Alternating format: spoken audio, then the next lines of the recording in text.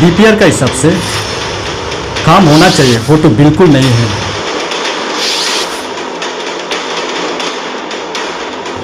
और मैं खुद ही इंस्पेक्शन किया जाके।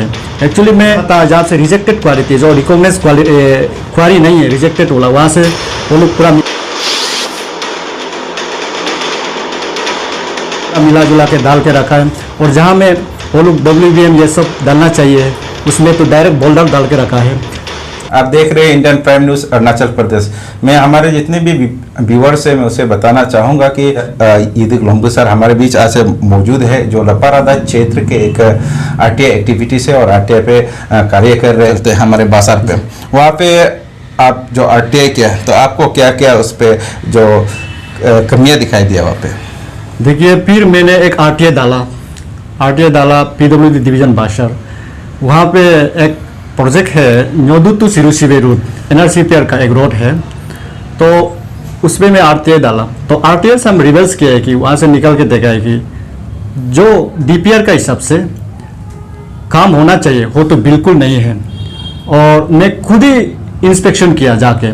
एक्चुअली मैं डिपार्टमेंट से भी परमिशन मांगा साथ देने के लिए, एक ही साथ वहाँ पे कोऑपरेट करके दोनों जॉइंटली इंस्पेक्शन करेगा बोलकर। डिपार्टमेंट तो बिल्कुल साथ नहीं दिया। तो वही सिचुएशन को हम देखते हुए हम वहाँ का जो लोकल कॉन्ट्रैक्टर को लेके, एक लड़का बताया था कि हम ही खुद कॉन्ट्रैक्टर है, रिकॉग्नाइज करके वहाँ को बताया, तो उसको लेके मैंने गया। अंदर तो गया तो उसका हिसाब से जो DPR का हिसाब से रोड को बनाना चाहिए वो बिल्कुल नहीं है। जो कलबाग बोलो, जो ब्रिज बोलो, वो तो एक स्पेसिफिक नहीं है। जैसे कि वह अंदर तरफ गया तो एक नाला है, सीवे नोला बोल के, वहाँ पे एक ब्रिज बनाया है 40 मीटर स्पान का। इस पार का छोड़ के उस पार का अपार्टमेंट कंप्लीट गिर चुका है। इससे ये चीज़ को भी मैं ये डिवीजन का एग्जीक्यूटिव इंजीनियर से डिस्कस किया था। उसने बोला उसको ठीक करेगा, जो भी उसको हम री से बनाने देगा। तो देखा है तो अभी हुआ नहीं है। तो सुना है तो अभी मार्च से कुछ वगैरह कुछ पेमेंट चल रहा है, पेमेंट होने जा रहा है। इसलिए मैं रिपीटेडली इस वीडियो का माध्यम से, इस मीडिया का माध्यम से भी एग्जीक्यूटिव इंजीनियर को बोल रहा हूँ, पेमेंट बिल्कुल ना करें। अगर काम नहीं होते पेमेंट ना करें। जहाँ में आपको BT होना, BT 10 किलोमीटर होना चाहिए, अभी तक BT 100 मीटर्स भी नहीं हुआ है। तो वहाँ में, और जो 100 मीटर्स हुआ अभी, वहाँ भी काफ़ी क्वालिटी नहीं है। क्वालिटी बिल्कुल कंप्रोमाइज़ नहीं होना चाहिए, और जो क्वालिटी नहीं उसको आप री से बनाना चाहिए। जैसे कि न्योदू टू सिरुसिबे जो NLCPR आपने प्रोजेक्ट को बात किया है, तो वहाँ पे गवर्नमेंट और ऑफिस डिपार्टमेंट द्वारा एक साफ वहाँ पे डायरेक्शन दिया गया था कि वहाँ जो सैंड ग्रेवल सैंड जो यूज़ होते हैं, हम आपके बाजार तो आलो यानी कि आपके 50 किलोमीटर समथिंग के डिस्टेंस से वहाँ से जितने भी मटेरियल्स को लाना है। तो जब आप वहाँ ब्रिज पे पहुँचा तो आप मटेरियल को आप जो देखा तो आपका एक्सपीरियंस क्या है कि वो मटेरियल के आलो से आया हुआ जो सैंड है? नहीं, यही बिल्कुल आलो से तो नहीं आया है। TS का हिसाब से तो एग्रीमेंट के हिसाब से आलो वहाँ क्वारी से लेना चाहिए, वो सिर्फ जितना मटेरियल से, सैंड ग्रेवल से। ये तो कहीं वो रोड का आसपास किनार कहीं से उठा गया, कहीं से जहाँ से रिजेक्टेड क्वारी थी, जो रिकॉग्नाइज क्वारी नहीं है, रिजेक्टेड वाला, वहाँ से वो लोग पूरा मिला जुला के डाल के रखा है। और जहाँ में वो लोग WVM ये सब डालना चाहिए, उसमें तो डायरेक्ट बोल्डर डाल के रखा है। प्लस जो लेंथ TS का हिसाब से, जो एग्रीमेंट का टेंडर का हिसाब से 23 किलोमीटर से, तो देखा गया तो उसमें ओनली 20 किलोमीटर्स, तो मोर देन 3 किलोमीटर्स तो कहा गया।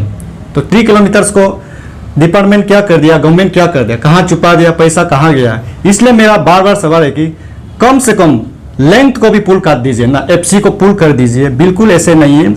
तो इसी बात को लेके मैं बहुत सीरियस हूँ। और जो भी देखिए वहाँ का 2 बस्ती है, सिरु जो अंडर में है, वो लोग बहुत, जब कुछ बीमार होगा, मेडिकल होगा, जो रेनी सीजन में बहुत वो लोग के समस्या होते हैं, बहुत प्रॉब्लम होते हैं। यही बात पे मैं सीरियस हूँ। तो जैसे वहाँ FC कटिंग, जो फॉर्मेशन कटिंग जो किया गया है वहाँ के लोगों द्वारा, कंट्रैक्टर द्वारा, तो आप वहाँ के स्लैब कटिंग और आप ग्रेडियंट को लेके क्या कहना चाहोगे? ग्रेडियंट तो बिल्कुल, वो तो ग्रेडियंट तो हम ये बोल सकते हैं कि ग्रेडियंट तो काफ़ी ये जीरो है।